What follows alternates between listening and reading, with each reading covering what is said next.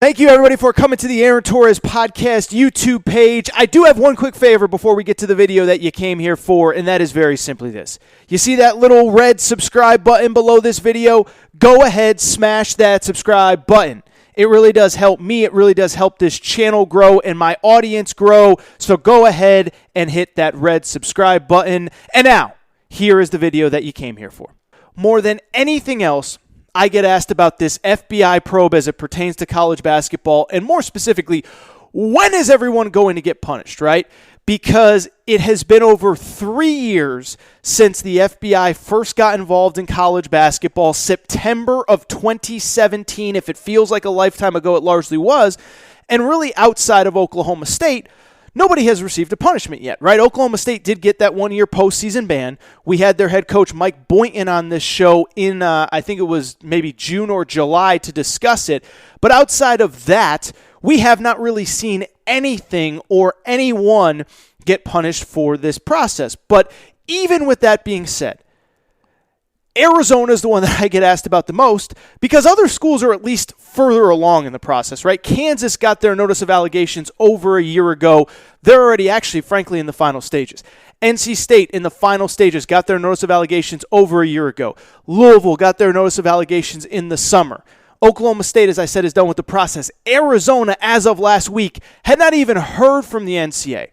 So we finally get clarification late last week that they have, in fact, received the notice of allegations. And for people who forget the process, the notice of allegations is the first step. It is when the NCAA basically calls up your school or sends a report to your school. They have come to your school. They have interviewed everybody that they want to interview. They have talked to everyone that they want to talk to. And they send you a report explaining what they have found you guilty of doing. So that is the first step, and that is where Arizona is at this specific moment. They received their notice of allegations on Thursday, and on Sunday, we get the first report of what is in that notice of allegations. It comes from Seth Davis from The Athletic. He reports that there are 9 violations, 5 level 1 violations, which are the worst of the worst. And so obviously that's not good, not good at all, and it's obviously not a great moment for Arizona basketball. But listen, it is not necessarily what you think it is either. For people who want Sean Miller to get his comeuppance and it's finally his time to face the music, I'm not saying that won't happen, but I think it's a little bit more complicated than you think.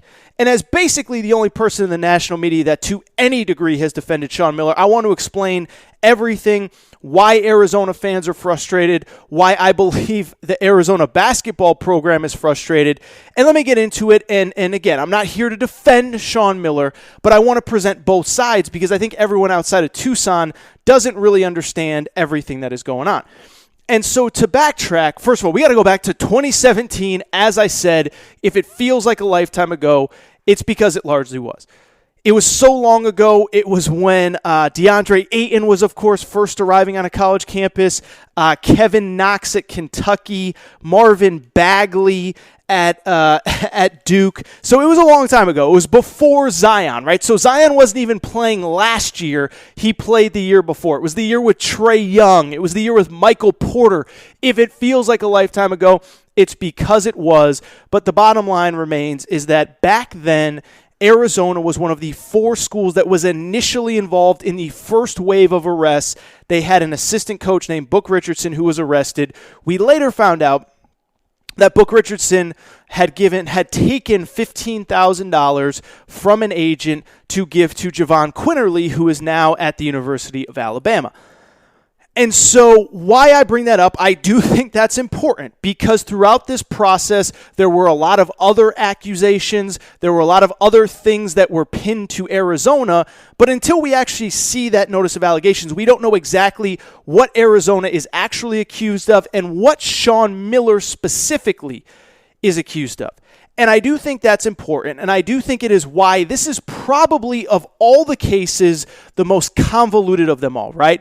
Because I think when you look at some of the other cases, like, look, I talk about it all the time. Kansas, Bill Self, we have text messages that have Bill Self talking to Adidas representatives about players. You look at Memphis, it's pretty cut and dried. Penny Hardaway, although it's not an FBI case, Penny Hardaway's like, yeah, I helped James Wiseman move to Memphis. I didn't think I was doing anything wrong at the time. I guess I was considered a booster, whatever. So some of these cases are more cut and dried. Where Arizona's is complicated is this. They've been painted with this big, broad brush as this terrible, egregious, rule-breaking program. And as of right now, all we know is that an assistant coach took $15,000 to give to a kid who was committed to the program at the time.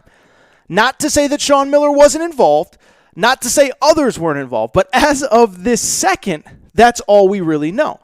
And so I do think it's important, and I do think it's why this case is kind of convoluted, and I do think it's why Arizona fans are so frustrated.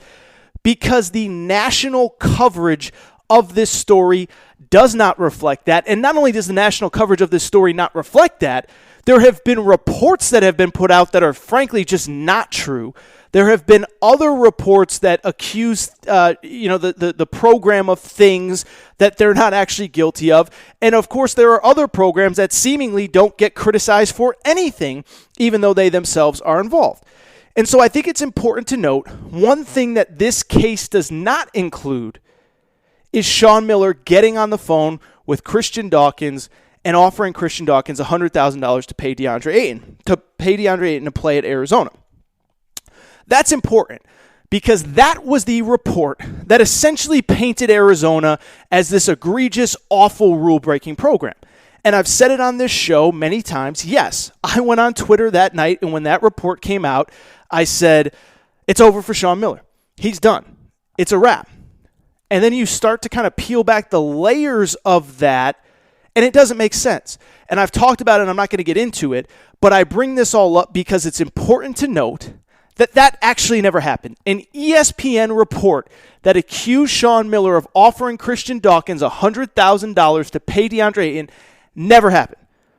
You know, I know that because Christian Dawkins, under oath in a court of law, said it did not happen. So you have that story, which is a pretty big story.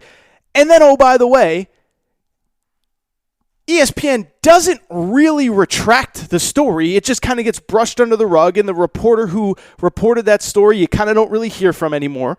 And so, Arizona fans are frustrated. They're like, dude, that didn't happen. It literally didn't happen. The guy said in a court of law it didn't happen, and nobody wants to talk about it. So you have that situation.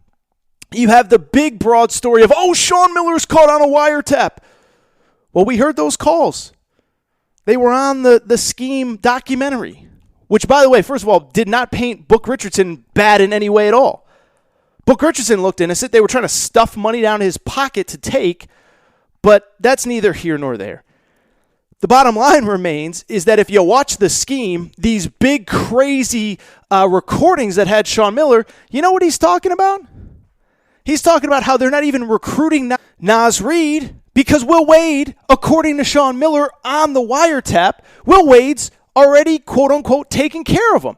I don't know if that's true. I'm not here to accuse Will Wade of something. It is just an accusation from Sean Miller.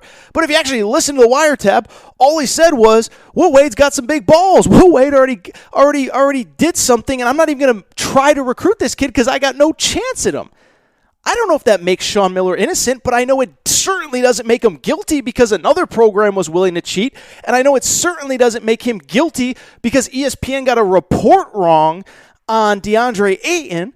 And so hopefully now you kind of understand why Arizona fans are frustrated. And I think Arizona fans are in a lot of the same position that I am right now, which is nobody is saying that Sean Miller is 100% innocent. But we can only go based on the facts that we have, and you can understand where an Arizona fan feels like the media is out to get them when ESPN screws up a report, HBO plays up we have these wiretaps where Sean Miller is talking about another coach. You can understand where an Arizona fan is frustrated. And so as we look forward, I'm not going to sit here and say that the 5 level 1 violations are great because they're not. But guess what? You know who else got accused of 5 level 1 violations that's currently in the middle of the NCAA crosshairs? Bill Self, Kansas 5 level 1 violations. And we actually have text messages of Bill Self texting with Adidas representatives to help set up a recruit with a payment. We don't have that for Sean Miller. We don't have that for Arizona. We don't have any of that. What we do for the assistant coach, But he lost his job. He's not involved with the program anymore. And again, even him, if you actually watch the documentary, the poor guy basically got set up and things were out of his control. And so to me, when I sit here and I look at this situation, this goes back to what I have talked about a million times on this show. Not saying Sean Miller is innocent. What I am saying is it is incredible how certain media paint certain programs and paint Arizona the opposite, right? Think about how Kansas has been painted throughout all this. Never forget, Bill Self last year at his Midnight Madness has strippers, has money guns, has a big money chain. Oh, it's a big joke. It's so funny. Ha ha ha ha. Bill Self, he's so funny. That's so funny. He's thumbing his nose at the NCAA. Sean Miller, meanwhile, let's throw some dirt on that guy's grave because that guy's the worst human being that's ever walked the face of the earth. How about Bill Self this summer? There was the report that he may sue the NCAA because he felt like his image and his personal livelihood was being changed by their allegations. You got Jay Billis on Twitter. He should sue the NCAA. The same Jay Billis who was crushing Sean Miller on College Game Day. And so again, you understand why Arizona fans are mad. When Kansas, it's like nobody even acknowledges what Kansas is accused of doing, but Arizona has been painted as the dirtiest program in the history of college basketball. And what's interesting about this as we look forward is what's going to happen next. Because we're going to find out from a third-party independent counsel whether Arizona actually is as dirty as the media has made them out to be.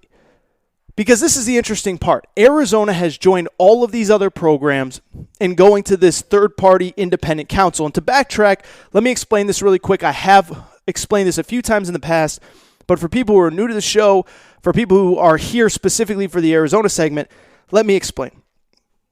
The way that all these NCAA infractions cases have worked throughout the history of time is this. The NCAA accuses you of breaking a rule. They do what I said a minute ago. They go, they come to campus, they interview a bunch of people, they give you the notice of allegations, and then to avoid punishment, you have to go back in front of the NCAA and argue why their notice of allegations, why what they told you you did wrong, why they're actually wrong. And if you think about it, it's the most absurd process ever, right? And it's something I've talked about on this show. But imagine you get arrested for a crime. Imagine somebody says you stole a candy bar from, a 7-Eleven, whatever. And a cop arrests you, puts cuffs on you, throws you behind jail, and you say, well, wait till I have my day in court. Wait till I can prove that this cop doesn't know what he's talking about. And then the cop is the person that decides whether you're guilty or not when you get to court. You show up with court, you got your suit on, you got a new lawyer, you're feeling good, and the cop that arrested you is the one that decides whether you go to jail or not. Probably not feeling too good, right? Because that cop has a vendetta or at least wants to prove that he or she was right, and that's basically been the NCAA enforcement process for the last 100 years. I mean, Jerry Tarkanian was complaining about this stuff 50 years ago. You guys accuse me of something, and then I got to go defend myself in front of you. Makes no sense. And so what's interesting about this Arizona case is that they have joined all of these other schools in going in front of this new independent council that will determine their punishment for NCAA violations. So as part of the FBI scandal, one of the things that came out of it, if you remember Condoleezza Rice, she puts together a commission, they make suggestions. One of them is that you have this independent council determine NCAA punishments. So the NCAA still comes to your campus, still gives you the notice of allegations, you still talk to them, appeal them, whatever, but then the final verdict is decided by this independent council. And so Arizona has decided that they will take their chance in front of this independent council, which is something that a lot of these programs are doing. Memphis has decided to do it with the James Wiseman stuff. NC State has decided to do it. Kansas has decided to do it. I believe Louisville has decided to do it, but I'm not really sure. And so I bring it up because that is why this idea that, Sean Miller, he's done. Count him down. Days are ticking. He's obviously out of there. Well, we'll see. Because this independent council doesn't work for the NCAA. This independent council has no, in theory, personal biases or prejudices, or they weren't the ones that did the investigation. They don't want to throw you away and lock away the key. They just want to punish you fairly. So does that mean that Sean Miller is going to get away scot-free? Of course not. there are still head coach responsibility clauses, and even if he's found guilty of doing nothing, he could still face a suspension. He could still face a punishment of some sort. Not to say you will, not to say you won't, not to say it won't be worse, but we just don't know, because the one thing about this independent counsel, nobody has actually finished the process of going in front of them, and we won't see how they handle these cases. But Arizona is the latest one to go in front of them because they basically don't feel like they can get a fair shake from the NCAA by going in front of them. And so from there, we'll see what happens. And maybe Arizona is found really guilty and Sean Miller ends up losing his job, or maybe it isn't. Maybe it isn't as bad as we think, but we will see what happens going forward with that. One last thought on Arizona. We'll get to Sky Clark and we'll get out of here. And that's this, is that I've seen a lot of this on social media, which is, why is Arizona fighting for Sean Miller? He's never won anything. Who cares? Just fire him and be done with it. Arizona, in defense of people who say that, Arizona is the best program, in my opinion, west of Lawrence, Kansas. In other words, they're the only program west of Kansas that is actually equipped to compete with Kansas and Kentucky and Duke and North Carolina. Only one. Has the fan base, has the resources, has the financial support, has the facilities. UCLA's got a bunch of banners from the 1960s. Arizona, I'm telling you, is the best equipped team on the West Coast to compete for national championships. So a lot of people say, why doesn't that school just get rid of Sean Miller? They can get somebody else. They can get somebody good. They don't need this guy. Well, first of all, I would argue, I would basically, the argument that Sean Miller hasn't won anything, I'd throw it on the ground and squash it like a bug, okay? That's first. Guys won 5 Pac-12 regular season titles, 3 Pac-12 tournaments, 5 Sweet 16s, 3 Elite Eights. He's like literally a shot or two away from going to multiple Final Fours. So that's one. Don't tell me he hasn't won anything, because there's a lot. I talked about Jim Harbaugh earlier in the show. There's a lot of programs that would love the success of Sean Miller over the last couple years. But two, the reason that they're fighting for him is because my understanding is a lot of what I've already said. It's not that the Arizona Board of Trustees or the school president or whatever thinks that Sean Miller is some, stand-up guy, greatest guy in the world. What they do think, though, is that the guy's gotten completely railroaded in this process. That the guy got accused of a bunch of stuff that ESPN had to retract that isn't true, and they're just kind of standing up for their guy. They're just kind of sitting there saying, like, we don't know if all this is true, but we're damn sure not going to fire him off of what y'all said, because y'all have been proven wrong. And so I kind of give Arizona credit for it. And everybody's sitting there saying, oh, they should just get rid of him. Wouldn't you want your school to do the same? Tennessee fans. If Rick Barnes was accused of something and you truly believed in your heart of hearts that he did not do it, that he was getting railroaded, would you not want your school to stand up for him? Arkansas fans with Eric Musselman, Kentucky fans with John Calipari, Louisville fans with Chris Mack, North Carolina fans with Roy Williams. Like, wouldn't you want your school to stand up for him? And so that's where I'm at with Sean Miller. I don't know what he did. I do know it's going to come out, not only in this notice of allegations, but with this independent counsel. But I don't blame the school for fighting for him, because they believe that he's getting railroaded by the media and by the NCAA. So it'll be fascinating to see, but that is the update. And as we get more details, we'll continue to talk about it. But we've been waiting for Arizona, and we did finally get some clarification today, or this weekend at the very least, as to what happened at Arizona.